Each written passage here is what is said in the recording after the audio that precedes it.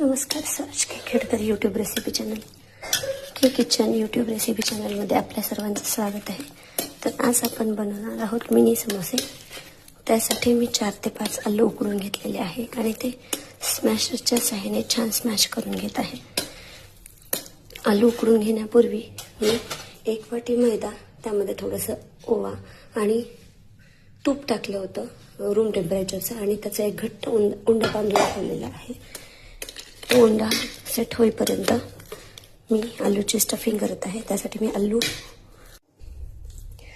आता आपण आलूच्या स्टफिंग त्याची मी अशा पद्धतीने एक पारी लाटून घेत आहे.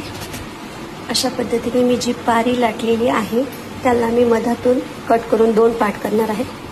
कारण आज आपण मिनी रेसिपी करणार आहोत, मिनी समोसा रेसिपी करणार आहोत. अशा पद्धतीने मी त्याचा एक साईड थोडंसं पाण्याने लावून चिकटवून घेतलेली आहे.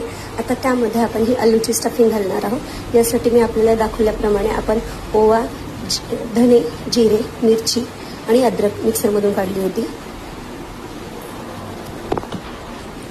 आणि त्यामध्ये आपण आलू टाकून वेगवेगळ्या प्रकारचे मसाले, चाट मसाले, गरम मसाला टाकून त्याची एक असा स्मॅश केलेल्या आलूचा मसाला बनवून घेतला होता. आता हा मसाला मी या पारीमध्ये भरणार आहे.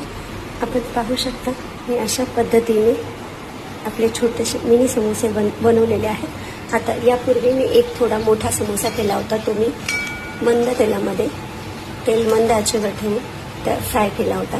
तर आपण आता हे केलेले सुद्धा समोसे फ्राय करून घेऊ. आपण पाहू शकता आपले समोसे मंद आचेमध्ये फ्राय होत आहेत. त्या समोस्यासाठी खाण्यासाठी मी ही मार्केट स्टाईल आंबट गोड चटणी बनवली आहे, ज्यामध्ये मी चिंचेचा वापर केलेला नाही.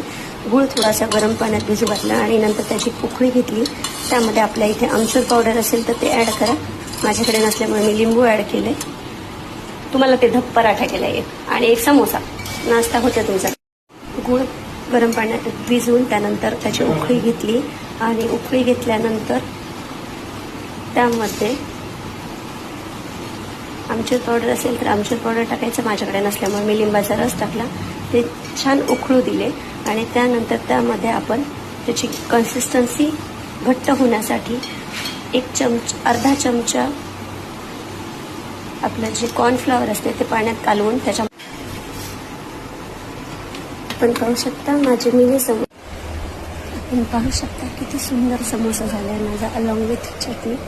चला तर मग आपण याला टेस्ट करून पाहूया.